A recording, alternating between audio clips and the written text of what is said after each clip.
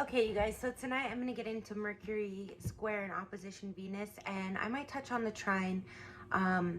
Yeah, I'll touch on the trine quite a bit, but I might make a separate video for that soon. Now, I have a lot of different things floating out around in my head about this right now, so there may be a part 2 to this as well, and if that does happen, I'll link it below and I'll put it above eventually. But this came up for me because I started dating someone, talking to someone that I have this with, and it's in an opposition, so it's very we have a very big Pisces Virgo thing going on with a lot of our planets, that axis right there. But I also I don't want to, indulge too much information, although that person doesn't really care about astrology, probably doesn't care what I say about it too much, especially I could use that aspect as an example of that, and I might a little bit, but I'm more gonna get in the meat and bones and potatoes of it with my my ex-husband as an example, because he and I had this squared going both ways. I knew we had it, but I looked yesterday and it was actually going both ways. And one way, I think my Venus squaring his Mercury is 0.54 degrees. So actually that's though in the cafe astrology. I do have his birth time, so I should look, because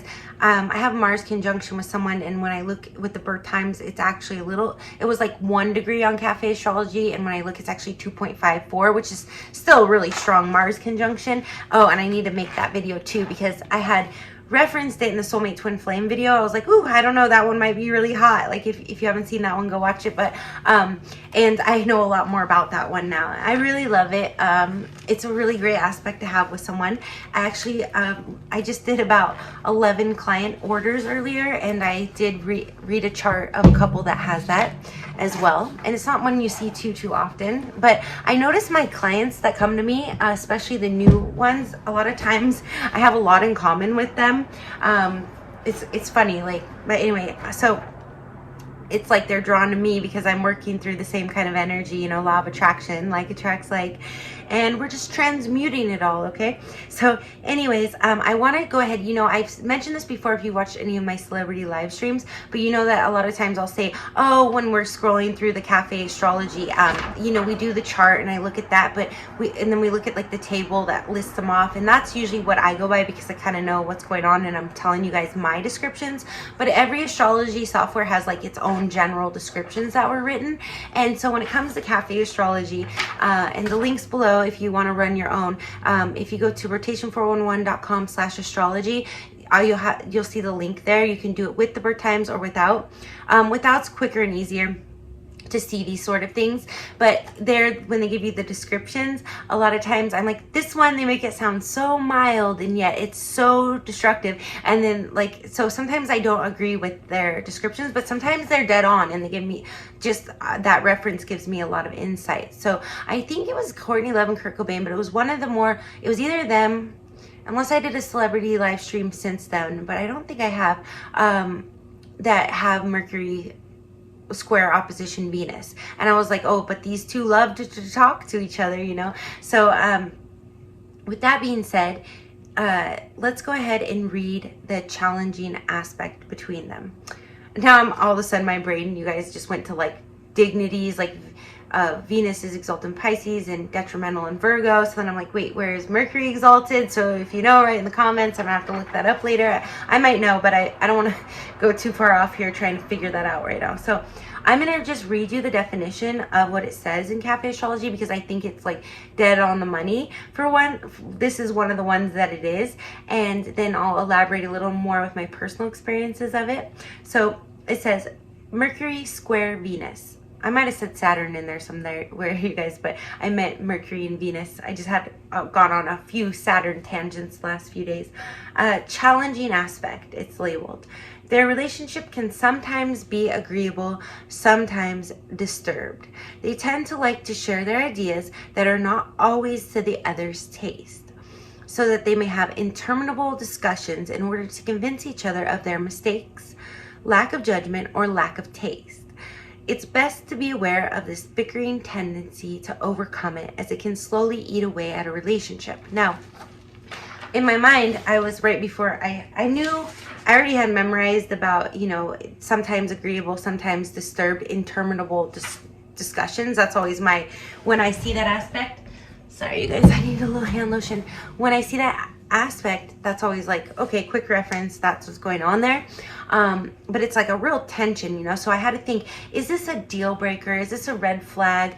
I'm gonna say it's more of a red flag aspect, because when I see, you know, Mercury in a hard aspect to like Pluto, or even to itself, it can actually create a lot of stimulation between the two. And it kind of goes back to like heavy Saturn contacts as well. It's like, how, you know, if you're a Capricorn and you're used to really heavy Saturn energy, and you get like a hard Saturn aspect with someone, that might make you really want to work through things. So if you or like for me, I think I had mentioned this in my channel update, I have Saturn trine Sun, so it may not be comfortable for me, but I might be able to handle heavy Saturn energy better than other people, because I kind of know how to twist it into an optimist type of way. So same thing here when we're dealing with Mercury and Venus. They're very friendly planets. They're usually kind of dancing in the sky close together. They're usually not too far from each other any given day, or in most people's birth charts. So with that being said, they're friendly planets. I believe in Vedic astrology they are as well, but don't quote me on that. So when they're in a hard aspect to each other, they feel very drawn to each other still. That's why they have interminable discussions. You know, Mercury is the planet of speaking and thinking and not so in writing, and Venus is the planet of love language, of giving love and how you give love, and sensual pleasure and all of this. So there's pleasure and also Venus rules the second house, Taurus, which is the voice. So Venus, even though Taurus is, they can be talkative, but they're maybe not the most talkative sign. Like they can be very quiet.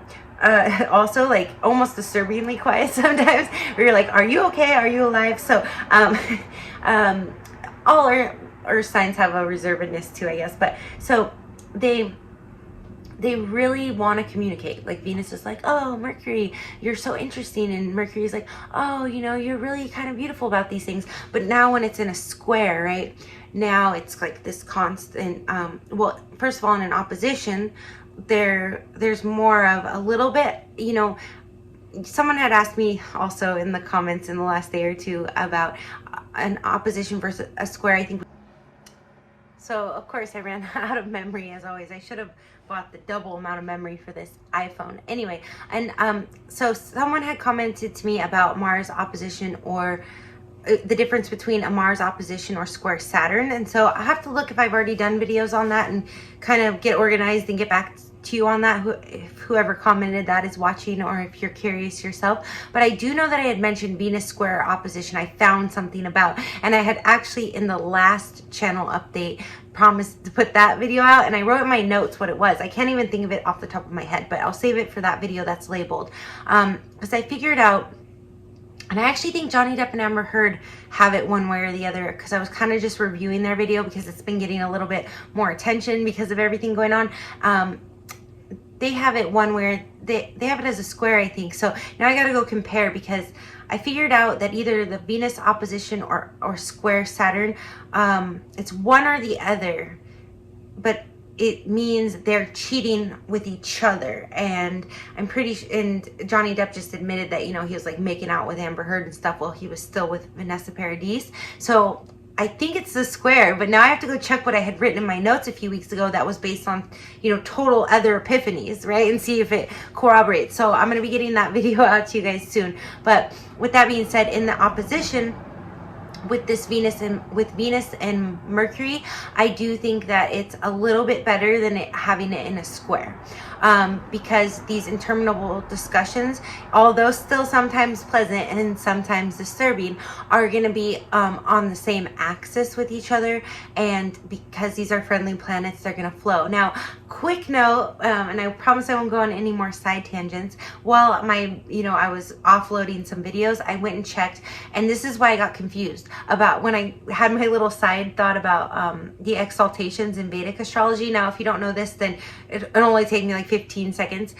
Virgo is actually exalted in Capricorn, which made, not Capricorn, sorry guys, in Virgo, which made sense to me because I knew when I was thinking through that Virgo, Mercury is at detriment in Pisces. So usually I believe he would be exalted in the opposite sign. So Venus is actually at detriment in Virgo and exalted in Pisces. But the interesting thing here is that normally, for the most part, now I'm going to have to think through this later, exaltations aren't happening in a sign that they are a ruler of.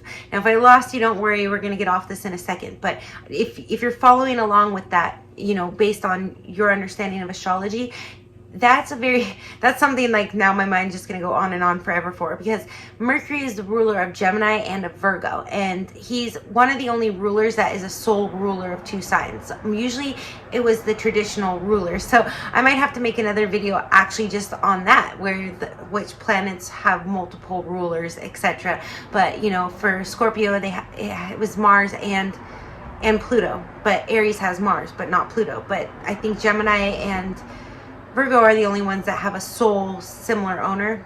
I'm pretty sure.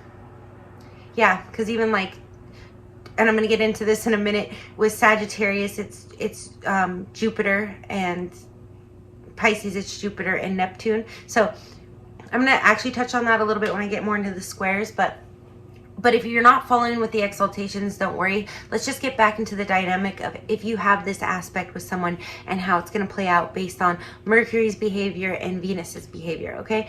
So in an opposition, it's going to be a little bit better. Now, what I'm currently going through here, and I, again, don't ever want to like put anyone that I have, you know, a private relationship with on blast, but, you know, I just lightly touch. So astrological details that would bore this person. His Mercury is exalted in Virgo, and my Venus is exalted in Pisces. So I just realized this literally after I had a pause.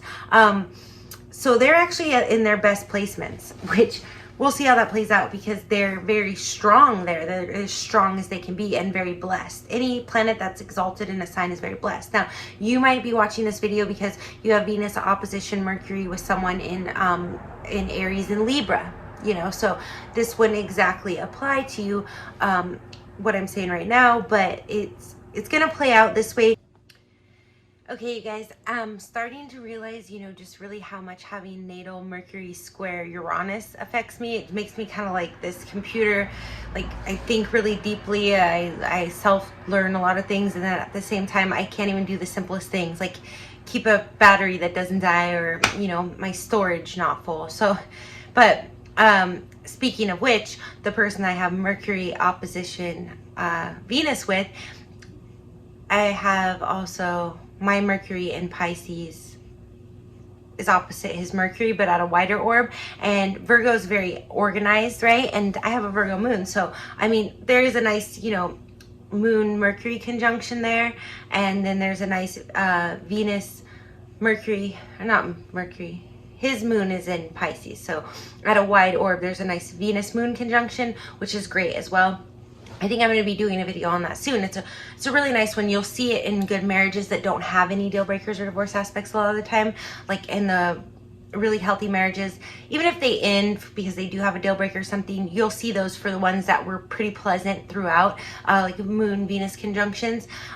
Mercury moon is just a nice one, especially with it happening in my 12th house. He can probably speak to me a little clearer than a lot of people. One of my good friends since childhood is a Virgo. His Mercury's in Virgo, and you know, he just, no matter how crazy I can be in all the other aspects of my life, he just always just knows how to just talk to me in like the perfect way.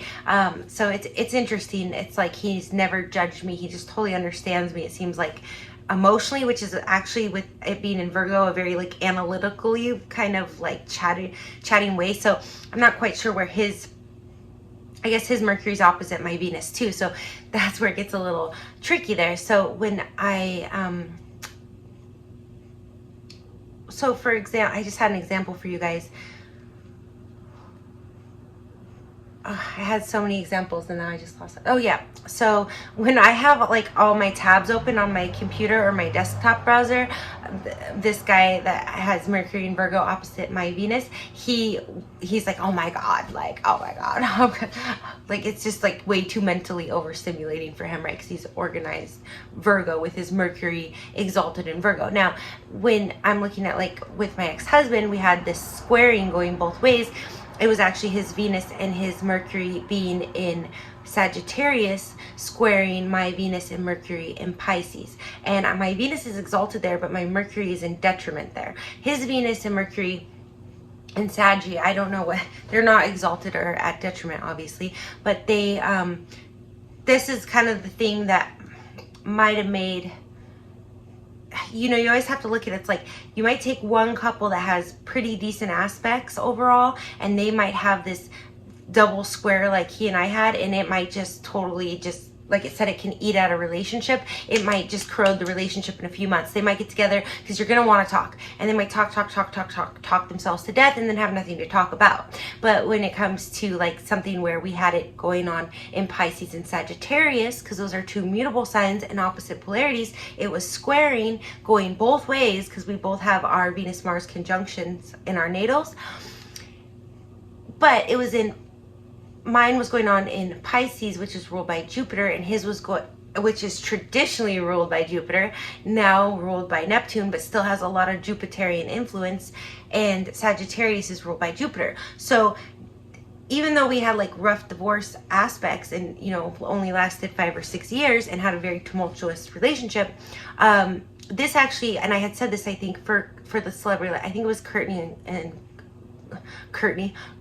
you know, it's like Bennifer and, you know, and Kimye, but Courtney and Kurt Cobain, it's like you want to talk. So I think having it in with the Jupiter rulership, which Jupiter is a very big benefactor, so he brings a lot of blessings. It was just like it encouraged us to talk and talk and talk. And, you know, this is the kind of person where you can just sit on the phone until, you know, and do other things, and it's someone that you might get annoyed with because, you know, they're not listening to you, but you are going to be very critical of each other. There's going to be days where like everything you say they disagree with, where it almost feels like you're dealing with a narcissist. Now, whether they are or they're not, whatever, but it's just going to be like, there's going to be days where, you know, I'm in my Venus and Pisces energy going la la la la la, imaginary land, I love you everybody so much, and they're in their, you know,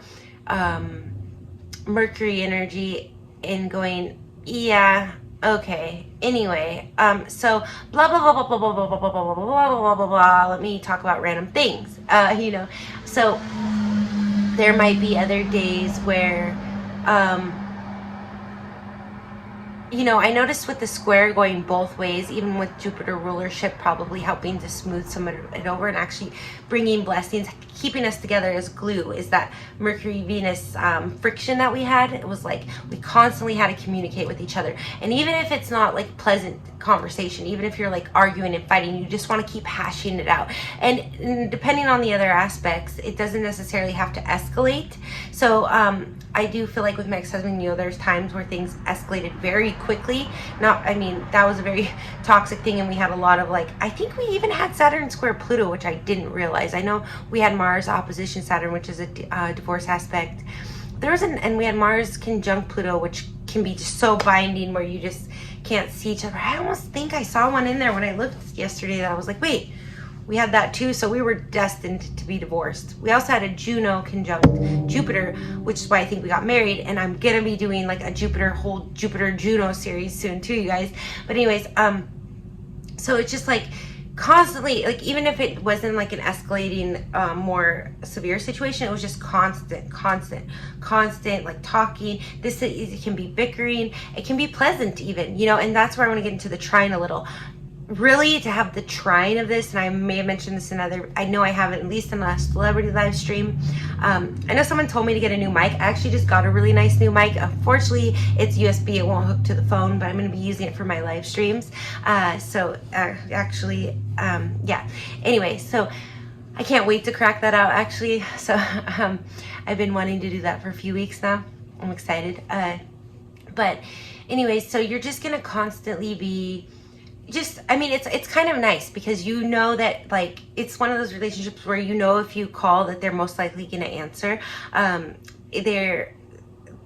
They're not going to be able to not speak to you for very long. They're going to like wonder what you're doing. But when you have it as a trine, it can be just, it's so pleasant as a trine. Okay, guys. And I might make a separate video just to like set it out as a trine. This one's, one of the most pleasant ones you can have. So it's just like very dreamy, and they talk, and you love to listen, and it goes both ways whether you're Mercury or Venus. It's just like how they sit next to each other in the sky most of the time. But in a trine, it's almost like a little bit more interesting. In a conjunction, it's like, okay, we're same, we almost don't even have to talk, right? So if you have this in a conjunction, Mercury conjunct Venus, it almost might be where you guys don't even have to talk, like you just understand each other. Or, you know, it might be in a conjunction, especially if you have any Neptune in your chart, where you finish each other's sentences. I would say that's more of a Neptune or Pluto, even like psychic type of, or the moon, you know, those water planets, moon, Pluto, Neptune, Scorpio, Pisces, you know, Cancer. Those psychic placements will do the finishing sentence thing, but Venus and Mercury, especially if they're in the water signs, is going to create definitely being able to finish each other's sentences. So the trine is just so pleasant. It's almost can be a feels too good to be true kind of thing. And really depending on when you dig into what the other aspects are, it could gloss over some things, the trine, because it's just so pleasant. Or it could be just like, gosh, this relationship's too easy. And I say this a lot about a lot of the good aspects where people just take these kind of things for granted. You know, it's just like, gosh, it's so nice. Our daily life could just be, because Mercury, right, rules the 6th house and the 3rd house. 3rd house is like the neighborhood, you know, running errands, community. So it's very local to you. And the 6th house is daily tasks. So day in and day out is Mercury, a lot like the sun. So having someone's Venus trine that, it's just like very pleasant communication, very loving. Doesn't even necessarily have to be like love bombing or anything. It could just, even if you guys don't like profess your love, it's just, there's just this real dreamy, loving tone most of the time, very nurturing, just a really nice energy to have with someone. I honestly, I mean, don't quote me on this, I honestly think out of all the relationships I've had, I've only had that with like one person. But it was very pleasant and very dreamy. So in a square, you're gonna get, you know, squares are challenges, but you do get the rewards, like Saturn. So when you work hard, you get, Saturn's my theme this month, I guess. So you're gonna get some of that also with this. You know, it says, again, this is why this description is just so fundamental to my explanation of this one, because it just really covers all the angles. It's the relationship, you know, and sometimes I think that Cafe Astrology does kind of sugarcoat, but not here. The relationship can sometimes be agreeable. And having gone through this for 6 years with it squaring both ways in like an exact orb, I can tell you, it can be very agreeable. It doesn't quite hit the level of the trine where it's just like so easy all the time. It's more like you're grasping for it. You're like, oh, we had a really pleasant discussion yesterday, and but it can kind of change on you too, where all of a sudden they're just like, nah, why are you doing that? And it can be kind of a know-it-all energy, especially the Mercury person. Well, I had it going both ways, but you know, where the Venus person is kind of expressing their, you know, like pleasure and imagination. They're expressing something tangible, and Mercury is kind of more in the head, like, well, that's kind of picking apart the tangible in a way, you know. So it's really good for like critical thinking. Like definitely if you're in a relationship with this aspect for any amount of time, it's really gonna heighten and exercise your critical thinking skills. The one thing I did notice, and I was telling a friend this the other day, as I was saying that this is so heavily on my mind, that for the square going both ways, double whammy, right? Which is probably as bad as you could have it, you know, honestly. Maybe the worst way you could have it is if it wasn't like the us natally having the conjunctions, but if it was like, you know, the full square, which would be him having one of his planets in Gemini, and you know, his Venus in Gemini and his Mercury in Saggy, and then me having mine in Virgo, and you know, that'd be the full square, but which is a grand cross, which I have in my birth chart in mutable signs. But anyway, so way too many side tangents today. Probably gonna wrap it up with this one. I actually might read you guys something out of the Power of the Subconscious about money, a little money tip for you guys, because I give my clients those a lot when we're dealing with career and things. So watch out for that, and eventually I'll put a link. But it's just, after about 5 or 6 years, I think it took about 4 years, I had noticed with the Mercury square, Venus going both ways in my marriage, it was a circular argument that we always had. So it was, you know, you don't do this, this, this, and me, okay, well, what could I do to fix that? Well, you know, if you just did what I said, and granted, there was other Saturn and Mars and toxicity, so that could have been playing into the actual verbiage, but it's like, if you just did what I said, everything would be better. So me being the more agreeable one, because he was a Capricorn, okay, well, what can I do to make things better? Well, you know, you just do them when I ask them. So it would just be like this. And so then I would go, you know, trying to be more Libra rising, I guess, like more solution oriented. I'd be like, okay, well, like, let's discuss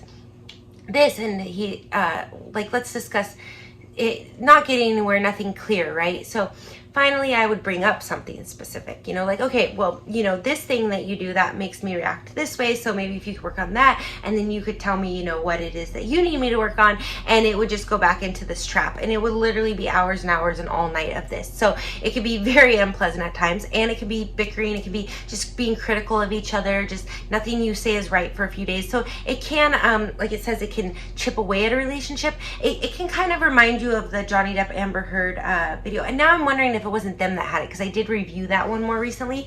But I think if they didn't have that, then it was the Mars, you know, square Jupiter that they had, why they fight like that. But it can lead into like that sort of toxicity. Like I said, it's not really going to cause any sort of escalation.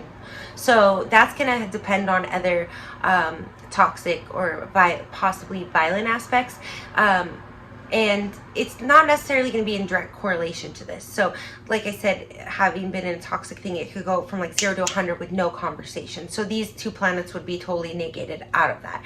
Now, when these two are bickering and fighting, could maybe sometimes a physical element come in and be integrated. Yeah, it could be kind of like bullying, like, oh, again, you kind of get smacked around and knocked down. But I don't think that this aspect in itself is going to lead to physical violence. It's just one that's going to lead to like mental frustration.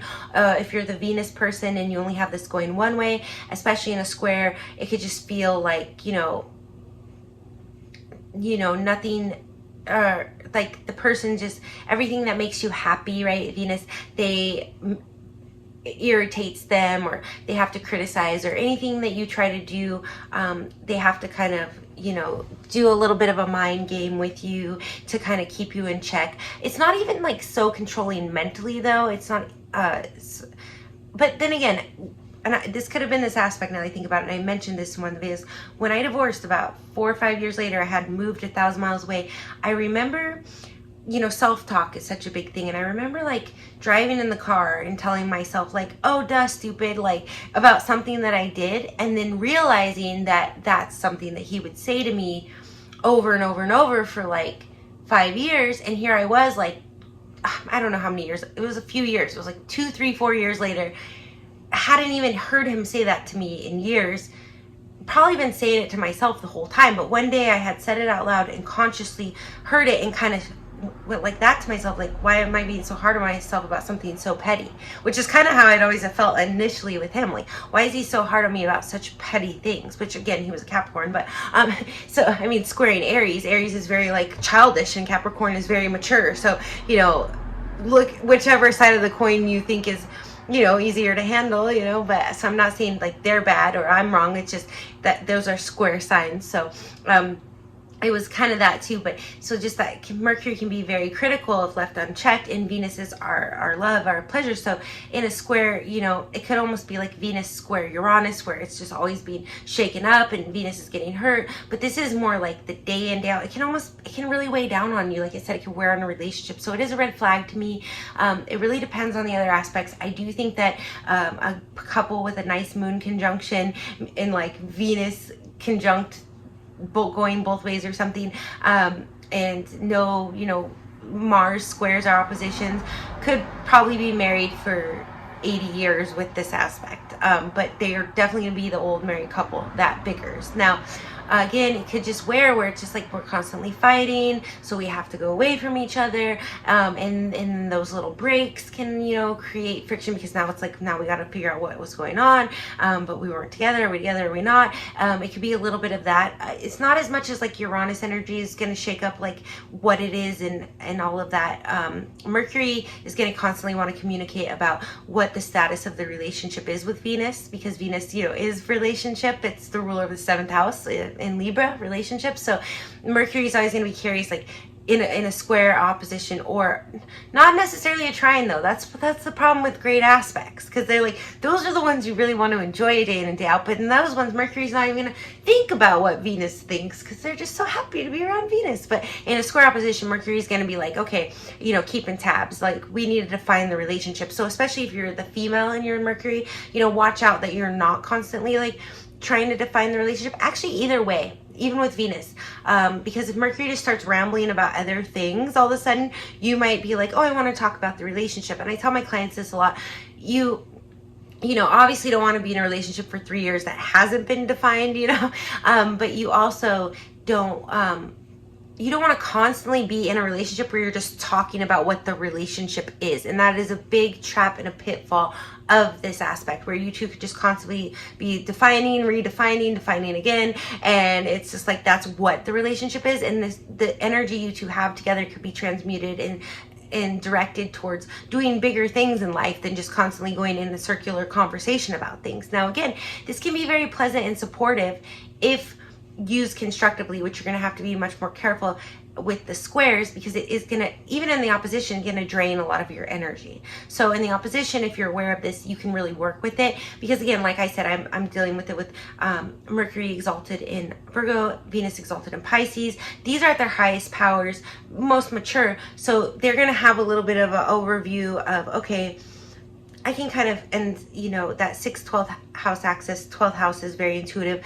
I can kind of like see that maybe I need to pull back here a little, and like maybe that doesn't need to be communicated. In the square, it might be like the one sees it, but the other one's like, wait, where are you going? And then it kind of yo-yos back and forth. So one's kind of like the Mars square Jupiter, where I'm like, if you pin them down and you really want them, all of a sudden when they move in with you, you're going to be uninterested in them and bored and wanting to go out with your friends, because that's all action.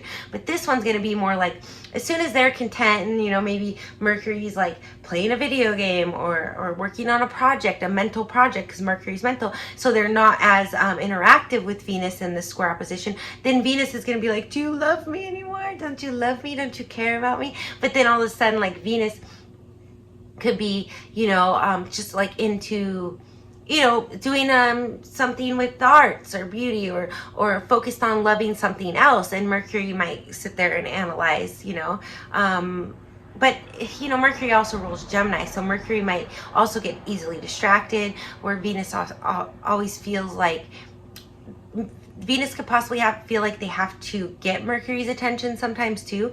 So that's a trap here, because you can never, and this is just my overall, you know, so one of my astrology clients was like, you should just be a relationship coach. But I mean, that's basically what I'm doing here, just with different fundamentals. You can learn to, you know, if you're in a relationship, you can never focus on someone 24 hours a day. Now, if you're in a good thing and you have these strong poles, now this can be very poling, you know, it's very magnetic. So, you know, in that friction way, it can almost make you like a hard Saturn, like where you want to commit to each other, where like a moon pole, it's just going to be like magnetic and hopefully everything clicks. This is going to be more like you want to. So you're going to like want to consume each other's attention, especially in the beginning. So you have to And then you might, and this is actually a good one, even in a hard aspect, to help you kind of get in a routine. Mercury does rule that. Venus is a very solid partnership energy. It can actually help you, even without talking about it, get into like a routine. But you have to just be aware that even if you move in together day one, you can never give someone all of your time and attention. So here this is one, I feel like I've either said that about this one before or another one, where you have to be careful not to like get into it and give so much of your time, energy, and attention that you like lose yourself in it. Okay, so you just have to be aware, okay, even if we lived together and lived happily ever after, we cannot focus on each other 24/7. And this one is where it's good in the square, because I was telling someone this today. You know, I had this double square going both ways, and I'll probably wrap it up with this, but one of the most beautiful things about it was, you know, this was my Mercury and my Venus. If my Venus wanted to like go and do my hair for 3 hours, Mercury square me could totally go and entertain himself. You know what I mean? And that is a nice side to the square, right? If I had to do my homework and be my Mercury energy and just really focused, Venus, he could go and play video games and stimulate his Mercury and his Venus, and we could be doing opposite things, but be able to, you know, stay in each other's energy. And it was comforting. And I told someone today, you know, as soon as he moved out, I thought, I was in my 3rd year of my undergraduate, I was like, oh, finally I can have some peace and quiet and I can get so much done. And I literally could not focus. I could not focus on anything. Like, he might have been also just like his earth energy, his Capricorn sun, like grounding some of my Virgo emotion. You know, I'm sure there was other aspects, but I could not focus at all on any of my work. So my Mercury just could not calm down, and I had to like find stimulus elsewhere. And there was a few different factors, but I ended up, you know, going away from my undergraduate 3 years in, and I went towards a career in beauty. I followed my Venus, you know. I was like, all right, and Venus is the ruler of my chart because I'm a Libra ascendant, and my Venus is exalted in Pisces. So, you know, I very much was like, oh, okay, I went into a women's trade. So, you know, that's something that I didn't even see until, I mean, there were signs. I was waxing my eyebrows and doing experiments, and actually while I was married, and there's some funny stories about that are probably TMI for now. Maybe I'll share them later, or like create another channel where I talk about weird stories like that. But it just very much, he actually couldn't really seem to be stable either in the relationship, like, because we were just constantly expending all this energy on working through the relationship, working it out, and then everyone around us was just so exhausted by us, and we didn't have any mutual friends, you know. So probably because our Mercuries are, you know, square at a wide orb, because it was going both ways with them. My Venus Mercury conjunction, his Venus Mercury conjunction, Venus square Mercury means our Mercuries were squared at a wide orb too. So we probably just didn't have the same taste in friends and not the same mental interests. Mercury squares are also very stimulating. I'm going to make a video about those soon too. But and it's someone that you can go to in a Mercury square, just I know, where if you want a totally different perspective on something, and it's going to be like still aligned where it makes sense. Now you may agree or may not at times, but they're going to be someone that comes at a totally different angle than you. So if you have like your Mercury and Pisces like me, which is very dreamy, spiritual, imaginative, can be a little bit unclear at times, but still Pisces is the end of the whole cycle, so it's very wise, but on the surface seems very shallow or very ditzy. But actually, once you start talking to a Mercury and Pisces, you're like, wow, you're like a well of wisdom. One of my favorite coffee shop girls has it too, and her and I just link up. You know, we just get each other mentally. We just are on the same wavelength and contribute, but like almost an agreement. Now, if I had this with someone like, who would be squaring my Mercury? Sagittarius would square my Mercury. Yeah, because that's what, so like that was him in a wide orb. He would have like these higher ideals of things, or higher, you know, Pisces deals with like spirit. So this is a good example. So my my Venus, I'm gonna wrap it up with this, you guys, because I'm going on and on, but I'll try to think of, other more tangible examples, not just random stories of mine. But my Venus and Mercury being in Pisces. Pisces is the 12th house. It's the other side of the veil. It's the closest to death that you can get. So anybody who's got a Sun, Venus, a Mercury in Pisces, Mercury isn't so much like going there, but they're tapping into it. The Moon, Venus, and the Sun, though, they're pretty much able to go to the other side of the veil. At the very least, bring information. Especially Mercury just brings the information. You just know shit sometimes. It's very clear, cognizant. So that's Mercury and Pisces. It's the actual spiritual realm, like the astral travel 5D realm. Not however you see that when you go, is a whole other thing. But Jupiter is the higher knowledge, higher spiritual wisdom. It's religion. It's structures and stuff like that. It's law, it's institutions, but to support in a way.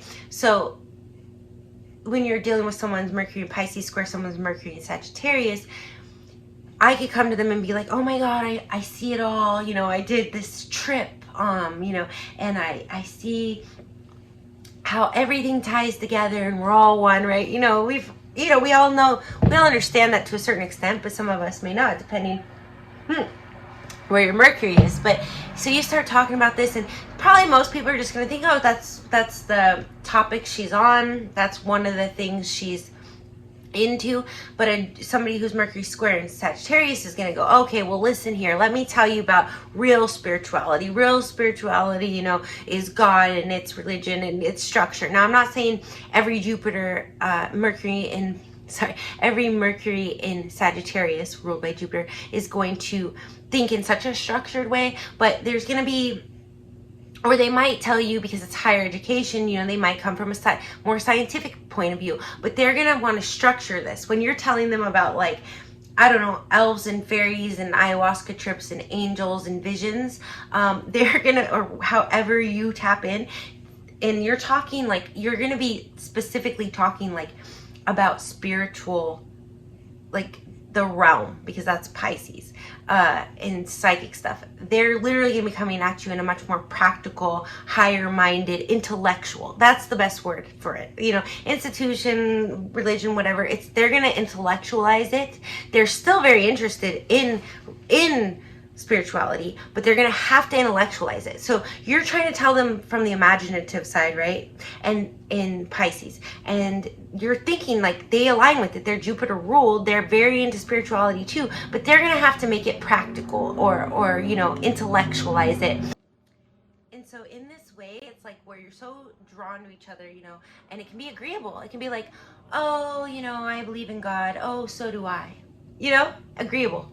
And disturbed. Well, I think, that elves and fairies exist. Well, that's freaking batshit crazy. You gotta go to church on Sunday. So, like, it can be, or we need to talk about which church we're gonna go to. Well, it doesn't matter, as long as it, and it can just become this. Actually, that did happen with this placement with us. Like, religion became this huge weird thing. I was just like, let's just go to a different church every Sunday until we find one we like. And he was like, no, you were raised Catholic, so you're gonna trick me into going to a Catholic church, because he's, Mr. Mercury and Jupiter are in Sagittarius, so that means like organized religion. So then he went and found like the most eccentric church where they speak in, like, the most opposite he could find was still a structured church. He got involved, helped with the food drives, helped all that, but he literally went to the one where they're like speaking in tongues and stuff, and nothing wrong with that. I'm not judging anyone, but that is such an extreme difference from like the organized religion that I had. And I, in my Pisces spirituality, really at the core, of course, we're all, environmentally conditioned to a certain extent, was like, I don't care where we go, as long as we, both want to go. It doesn't have to be, Catholic, but this was this constant argument. It didn't happen until literally we got married. Like, before we got married, we both just believed in God, and we liked to read the Bible sometimes. Afterwards, it was like, all of a sudden, I I was, you know, into my astrology and stuff, and oh, he doesn't like that, and same with the opposition. Like, I don't want to hear about that. They're just not interested in the same things as you. So these Mercury, Venus things, they really just create a lot of stimuli. You just have to be careful. I mean, it fills in a lot, like I said the other day, it fills in a lot of the, you know, dead air. And it drives you on to be together. So it can be almost like a little bit binding to, not as much as like Mars conjunct Pluto, where you're just like want to be on top of each other, but it's not as sexual, you know. It's a little bit sensual. It's just more of like wanting to be around each other. But this one, it's almost like you just can never get enough of each other, and you never can quite get each other to agree. So again, in an opposition, it's a little bit better because especially if you have other planets there, right? So my moon's in Virgo and his moon's in Pisces. So I don't love oppositions, yada yada. I'm not saying that's like it's gonna work, but what I'm dealing with right now is just very much more of this balance of, okay, sometimes he's in his Pisces moon energy and I'm in my Venus and Pisces energy, wide orb, but we're chill, we're happy, we're content, we're, you know, tra la la la la. Pisces doesn't think too much. We're imagining in our imagination, whatever we want to dream, we can talk about. And my Mercury's there too, so I can kind of talk to his moon, you know. Or when I'm being really sensitive and hurt, or he's being really sensitive and hurt, because Pisces, my sisters live Pisces, like they're very, I was also a new thing I learned about Pisces, like so sensitive but so strong, you know. So just that's all I can say. I don't like feel like elaborating because I feel like I could go on about that for a while, and like, but so it's just that, just this lightweight, like nothing matters because we're just energy and we're floating. Not that he thinks that because his Mercury's in Virgo, right? But that's like the energy we're in, and it's pleasant to his moon, so he's emotionally content. Or when he's upset and he's like freaking out on me, I can kind of retreat into my Virgo energy and be like very practical, and that almost like throws him off, right? But then with his Mercury being in Virgo, he can like very much talk to when I'm being a little bit emotional and irrational. If he decides to deal with me in that energy, he can very much talk to me about it in a way that most people just wouldn't even think to or know how to. With his sun being there, a lot of times we're just in a general energy of him being in his sun and me being in my moon, and us just being simpatico, same. But it's funny because like he's very clean and organized and OCD because he's got, you know, double Virgo, but he doesn't realize that like and so he, you know, with his Mercury being in Virgo, I don't think he sometimes even realizes how much he's relating to me in the Virgonian energy, you know. But he doesn't realize how much we're alike that way. But it's just you know, that sun moon compatibility of the conjunction there. So the last thing that I want to say really quickly is that I know usually I go, you know, I feel like this time I said, you know, what the planets are, how they interact, and then I gave examples. Usually I feel like I have more of a full circle of explaining how the planets interact, but I just hope that this all made sense. It went on interminably longer than I thought. It's a very long video for such a quick subject, and that's the other thing that I want to add is that Venus and Mercury are very quick moving energies. So even if this is a challenging aspect, you're never going to stay stuck in, you know, you might have cyclical things, like I said, if you have a double whammy squared where you're having the same argument for years, but you're not really going to stay stuck in this energy. It's constantly changing. So it's going to be highs and lows and ups and downs. It's how you work with it and communicate with it, especially with Mercury. Now, it's going to be interesting for me in this new relationship to see how Mercury retrograde goes, but I don't even know, back then I didn't really know about that. So so what I want to say is basically, if you guys have any you know, I really kind of spoke on what it's like to have it in Pisces and in Sagittarius and in Virgo, and I could go on and really try to dissect it in other signs. So if you want me to do a part 2 and ask me about, hey, what's Mercury opposition Venus like with these two, you know, signs, like maybe Leo and Aquarius or something, definitely write a comment below and I'll get to it as soon as I can. If you want me to get to it a little quicker and you're really curious, you could always go to psychicschool.com and submit a question to me if I'm not online, and just say, hey, you know, I want you to elaborate on, you know, because it's a 5-minute response. Knowing me, it might be a little longer, but you know, you can just go there and be like, hey, I want can you tell me about Mercury opposition Venus or square Venus with these two signs? And I could do a quick explanation for it there for you. Or if you want to have a full synastry reading done from me, you can also go there and order it.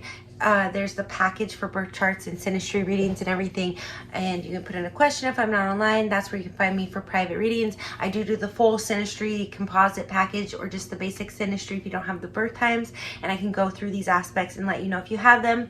So definitely check that out at it's on rotation411.com and psychicsgold.com. And I think you have to, if you hit www.psychicsgold.com, it's a little better, but I'll put all the links below for all of that. And I think that about wraps it up. I'm going to do a quick video.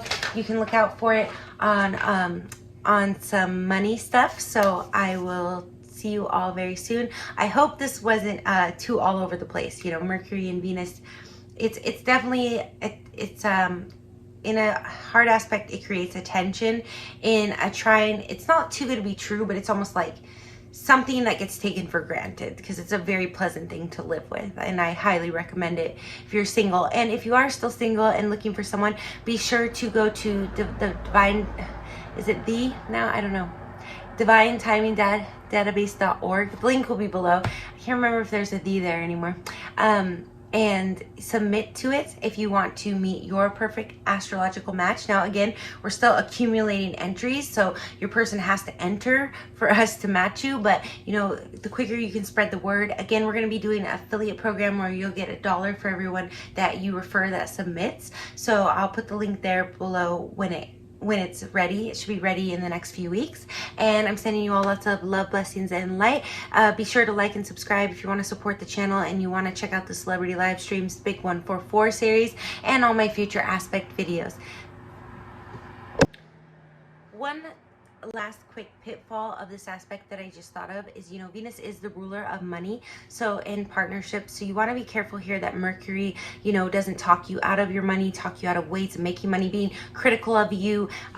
Say you have a great idea to make money, Mercury might actually pretend to be very supportive, not pretend, but like really like want to talk to you. Oh, that's a great idea, like bounce it off me, let's talk. And you talk and you talk and you talk and you talk and you talk about it, and the next thing you know, like all your energy for that idea is gone. Now, that can happen without this aspect, but this is going to be a little bit of a trap, and it could be a big pitfall, because if you do spend years in this relationship, you literally could realize that it's kind of like one of those where you look back and you're like, oh, I wanted to do all these things, and then I got caught up in this relationship. Again, that could probably be with many other aspects, but that would be a huge pitfall of this one, where it's like you're constantly trying to do things with your Venus energy, and then Mercury's kind of always talking to you about it, and kind of like they're not intentionally doing it. They're really interested most of the time. They could also be critical of your money or the ways you make money and things like that. So it's not going to be in every case, but it could be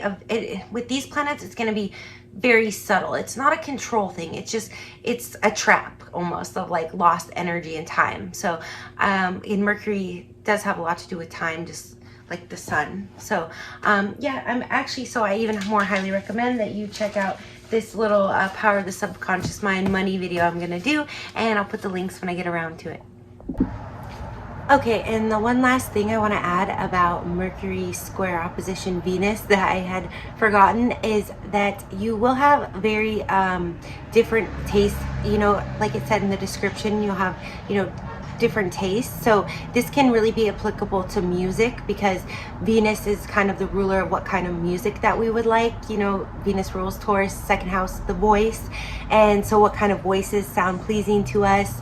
Also, Venus just heavy in any chart is going to represent music, especially when it comes to the sign of Pisces. So they're going to have very different tastes in music, and they will have some similarities, because Mercury, you know, it's more of our analytical taste, like Virgo energy, and Venus is more of our arts, beauty taste, like kind of more Pisces imaginative energy. So whether in a square or an opposition, there's going to be certain music that you both like, and then there's going to be a lot of time spent either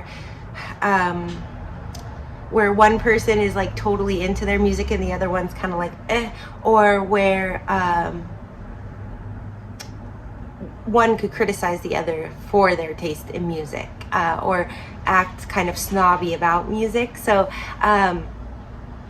there can definitely be some music in common, but not as much as with like Mercury, trine, Venus, where 90% of the music is going to be in alignment with the other. You're going to almost speak to each other through music. That could be also to do with the moons, but you're going to have like a lot, well, even with the square opposition, you could have, especially with the square, you could have a lot of songs that remind you of each other, or you could even sometimes use songs to fight with each other. So I know some of my clients, they'll do this thing where they're kind of falling off with someone, and they kind of send each other songs, not to like put anyone out there, to kind of like say they're thinking of each other.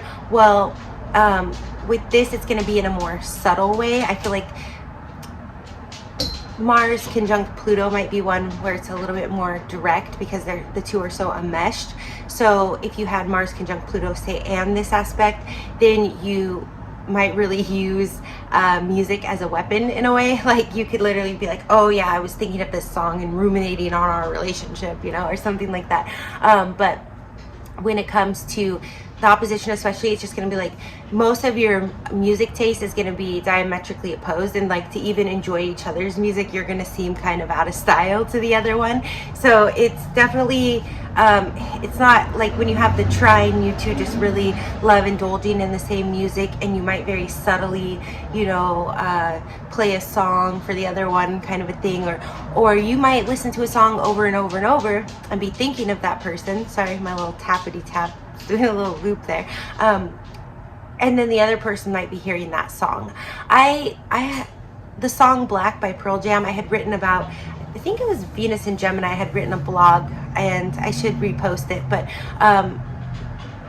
like the song Black by Pearl Jam, it's not, for me, it wasn't really anything significant. I grew up in the Seattle area, so Pearl Jam just like a really cool band to me. But I had written in there because for a moment in my life, that song had really hit me in a way, and I had, now she's just gonna walk around. And I had been like reading some forums on the song or the lyrics or something like that, and just kind of really connecting with it in that way. And I remember just reading somebody's account that they had played that song over and over and been separated from, someone that they really loved for many, many, many years. And when they had spoken to that person, they had said, oh yeah, I had listened to that song and thought of you, and they were both doing the same thing. That could be a possibility with Mercury and Venus in a trine, a square, or an opposition, where there could be a song or more than one where that really links you two telepathically, spiritually, makes you just kind of feel connected to each other even when you're not, whether you're on good terms or bad terms. But day in and day out, again, the trine is the one where you're going to have the most agreement on things. Even if you don't have the same taste, you're going to admire each other's style, or at least appreciate it.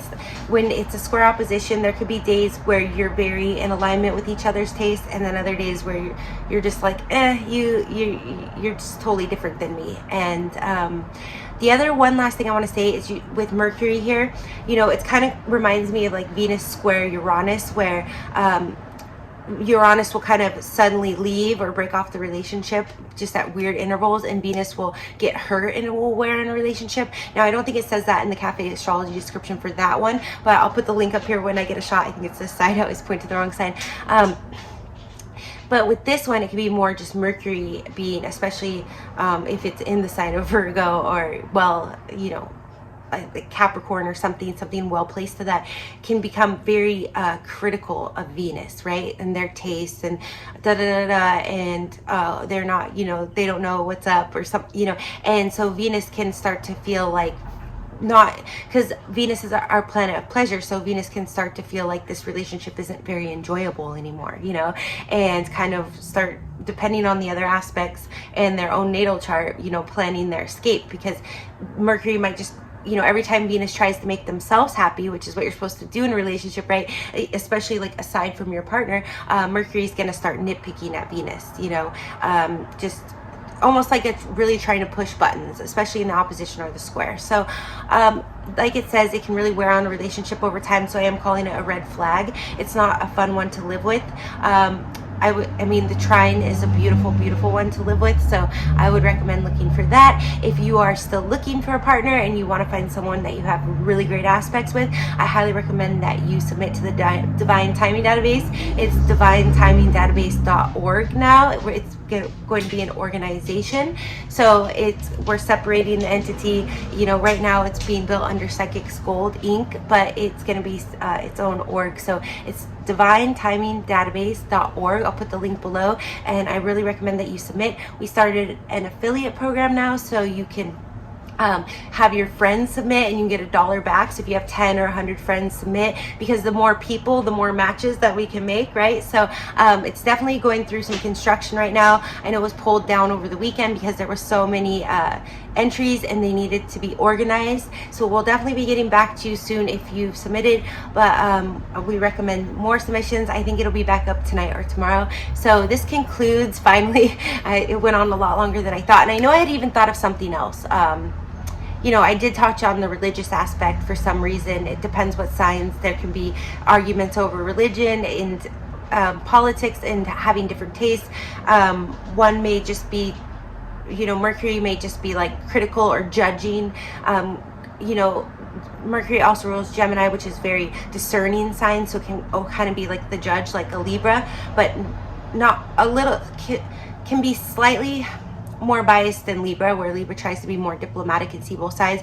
Gemini is still pretty able to see both sides, but can tend, you know, to lean on their own, you know, preconceived notions about something. So they kind of look at the picture of what is this in regards to this. So with Mercury, it really depends how it's activating here, but it could definitely just think that, you know, Venus is wrong about everything, because Venus is going to be coming more from a place of like imagination and, oh, you know, well, what about this? Well, what if you know, well, let's look at it at this angle. And Mercury is going to kind of jump on that and be like, oh, that's what you think, like in a very serious way, where Venus is like, no, I was just, you know, I was just looking at the different things and looking at the positive, you know. So it can very much be, if you're Mercury here and you're in this relationship, you know, just try not to be too critical of Venus. And when they're trying to enjoy themselves, you know, I will say for myself, because I had this, like I said, in the square going both ways with my ex-husband, that there were certain things I noticed later on, because I was Mercury, you know, and Venus here. So yeah, a lot of times I feel like he was the overly critical one. Again, he was also a Capricorn and I'm an Aries, so our suns were square, and that Saturn energy can be very nitpicky as well. And you know, Aries is very free, so Saturn's like, calm down, you know. But I did notice that there were certain things that he had an acclivity for, that I was the artist, so when he would paint and stuff, I thought, you know, this was like a silly hobby. That was my Mercury, you know, squaring his Venus. Like, oh, that's, you know, yeah, you think you're a painter, and he would like really apply himself to something big and kind of screw it up. And I've done that too, you know, as an artist and entrepreneur. I've started many things and they've not worked out. So, but I would feel that energy when he was doing that. Like, he had painted, I guess I'll just throw it out there, he had painted a car one time, and I just thought, oh yeah, I mean, it turned out really terrible, and he did so many coats and it was so thick, but you know, he got the whole setup, he, you know, was determined to do it. Well, he ended up, you know, right after we split up, actually, he was not very well employed most of our relationship.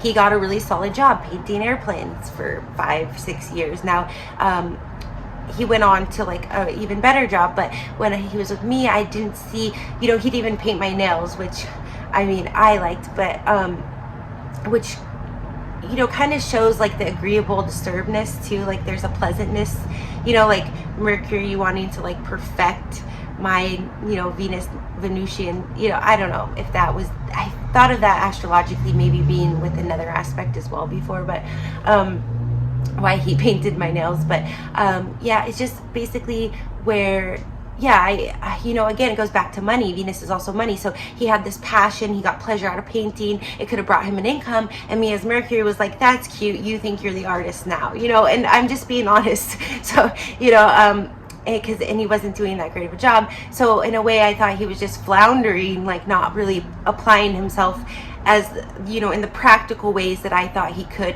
especially as a Capricorn, you know, who is the representation of the midheaven and the peak of your career. I'm like, you could go and just be really serious and climb your way to the top in a very corporate way, because he was so, you know, rigid in his own way. But he was like, no, I'm an artist. I'm like, no, I'm the artist, sweetie. But no, really, he ended up making a lot of money from it, Venus again. And that happened right when he left that energy of my Mercury weighing him down. So I actually just thought of that. So it definitely, I mean, if you have it going both ways, it's going to work both ways. So if you're the Mercury person and you see the Venus person in their Venus energy and you don't necessarily agree with or approve, or like maybe they're really into a type of music that you're not, and you just kind of appreciate them being in their joy instead of trying to, you know.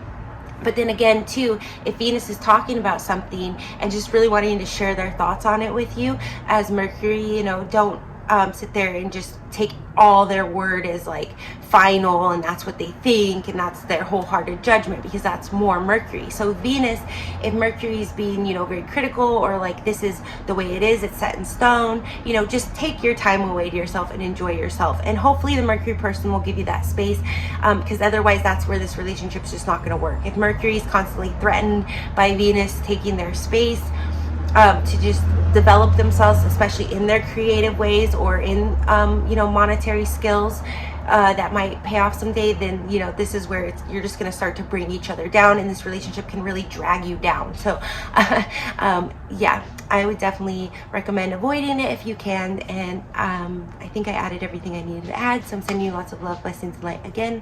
Have a great week, and I'll be back. I'm definitely going to try to hit that little part 2 of Venus square op Saturn.